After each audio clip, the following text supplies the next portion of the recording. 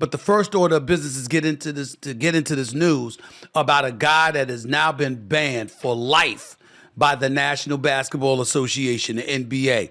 We're going to get started with this breaking news out of the NBA. Bottom line is it's not good. There's no way to slice it. The league has issued a lifetime ban to Raptors forward Jontay Porter for gambling violations. The NBA says Porter committed several serious violations that include betting on games, providing confidential information to bettors, and worst, limiting his own participation in games for gambling purposes. As part of the league statement, here's what Commissioner Adam Silver had to say, and I'm reading this, quote, "There is nothing more important than protecting the integrity of NBA competition for our fans, our teams, and everyone associated with our sport, which is why Jontay Porter's blatant violations of our gaming rules are being met with the most severe punishment. While legal sports betting creates transparency that helps identify suspicious or abnormal activity, this matter also raises important issues about the sufficiency of the regulatory framework currently in place, including the types of bets offered on our games and players. Working closely with all relevant stakeholders across the industry, we will continue to work diligently to safeguard our league and our game." I couldn't agree with Adam Silver more. My condolences to the Porter family, particularly Michael Porter Jr., a star forward for the reigning defending NBA champion Denver Nuggets. That's his brother, who was just banned for life. But the reality is that he deserved to be banned. Everybody knows you can't bet on your own sport. You shouldn't be betting on your own sport. You damn sure shouldn't be limiting your own competition and leaking confidential information to bettors. This is why one of the cardinal rules is not to bet on the sport. That's what he did. There's no excuse for it, y'all. There's no excuse for it. Now, be clear. Let me not be inconsistent here. I am a person who's been on a record on numerous occasions in the past saying that Pete Rose should be inducted into the Hall of Fame. I'm a person that has said, hell, murderers get out of jail eventually sometimes. You got to be kidding me. I've said this. But one of the reasons why I've been a bit lenient with Pete Rose is for a couple of reasons. Number one, they never said he bet as a player. Number two, they never proved he bet on his team to lose, which is what Jontay Porter was accused of as well. Number three, my attitude is when he had that 44-game winning hitting streak, when he was absolute positive box office, you sat up there and exploited him then. You never gave back the money. You never gave back the ratings. You never gave back the revenue that was generated by the ratings if you're the networks.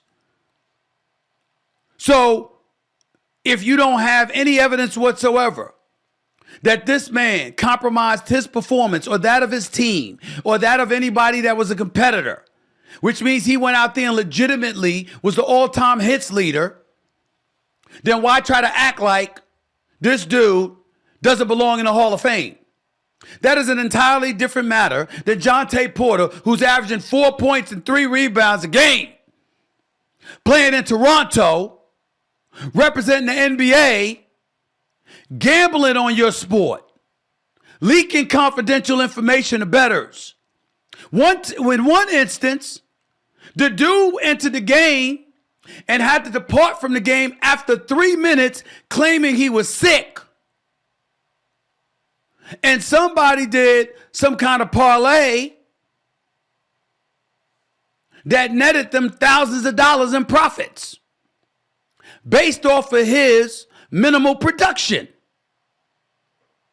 So when you take those kind of things into account, those are transgressions we've never definitively applied to somebody the likes of Pete Rose, who, by the way, was a Hall of Fame player, not some dude averaging 4 points a game. That's what we're talking about when we're talking about Jontay Porter. This is an egregious crime. This is an egregious crime. Ladies and gentlemen, I'm going to say it if nobody else says it. This was worse than Donald Sterling. The former owner for the Los Angeles Clippers, who was banned by Adam Silver for life. and forced to give up ownership of the Clippers franchise. They had wanted him out for years. But even Mark Cuban said back then, you're opening a Pandora's box. It's a very, very dangerous thing. If you don't remember the story, Donald Sterling, the former owner for the Clippers, had a little mistress, his little kitty cat. That's what she called herself. Okay? And he sat up there and he didn't like the affection that she was showing to Magic Johnson. And he says, why do you need to do that? Why do you need to be that way? Why do you need to show your affection or to be around black people? Ladies and gentlemen, a lot of people heard that and surmised that Donald Sterling was a damn racist.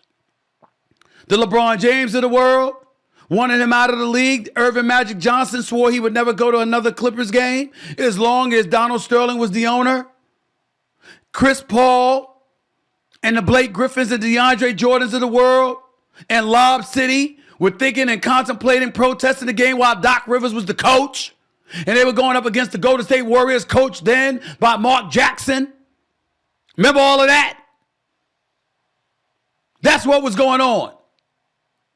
And because of that, and it was caught on tape because his little kitty cat, Tricks Are for Kids, this little mistress, Silly Rabbit, that's what she called herself, Silly Rabbit. Silly Rabbit, that's why I said Tricks Are for Kids. Remember when they talk about the cereal? It's Tricks for Kids and Silly Rabbit, Tricks Are for Kids. That's what she called herself, this little Silly Rabbit. She secretly taped him, recorded him,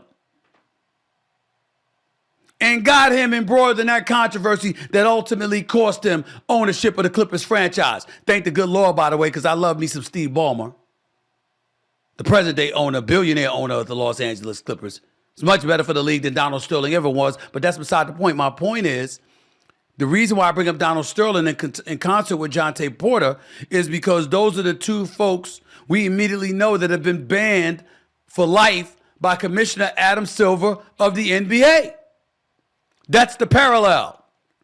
And I'm here to tell you now, as egregious as Donald Sterling was, as much as he deserved to be gone, as better off as the league is with him being gone, him simply asking a mistress, why do you have to be around black people? Sounding like a plantation owner, by the way. I'll concede that. But that's not, in terms of his actions, in the same ballpark as what Jontay Porter purportedly has done. That's automatic banishment, y'all. You can't do what Jontay Porter is proclaimed to have done by the league. You can't. You can't have it. You just can't. He has to be gone. And I feel bad for Michael Porter, who's trying to help the Denver Nuggets repeat as champions, because that's his brother. So you know he's going to be bombarded with a boatload of questions, as he should. That's his brother. Your brother did this. There's no way around it. You got to ask him those questions. You got to ask him.